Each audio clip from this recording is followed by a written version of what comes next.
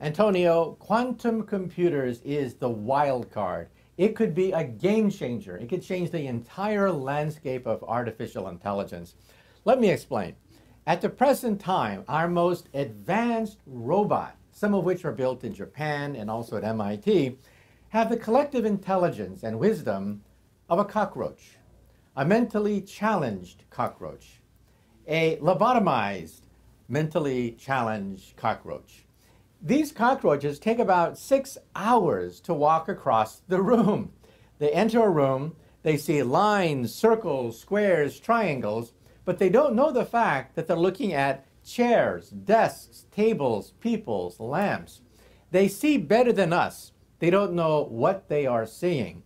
Also, they hear better than us, but they don't understand what they are hearing. So we need a new architecture. And then in 10 years, silicon power may run its course and the silicon revolution may actually collapse.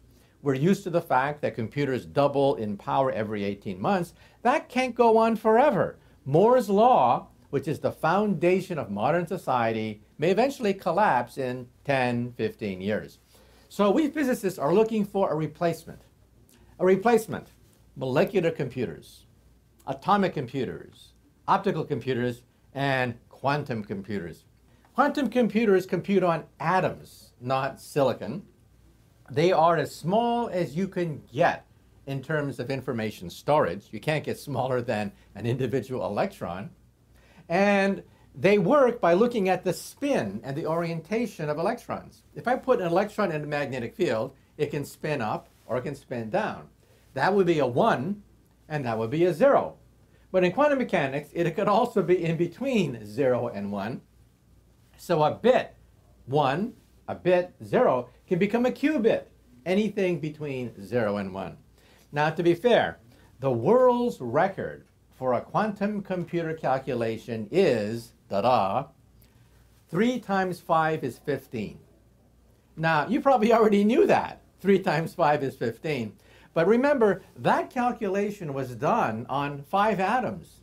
So here's a homework assignment for you. Take 5 atoms and make a computation. 3 times 5 is 15. And then you begin to realize how difficult it is to make quantum computers. The problem is interference. Cosmic rays, a rumbling truck outside your door, small tremors in the earth, they create vibrations sufficient to destroy the spin of the electron.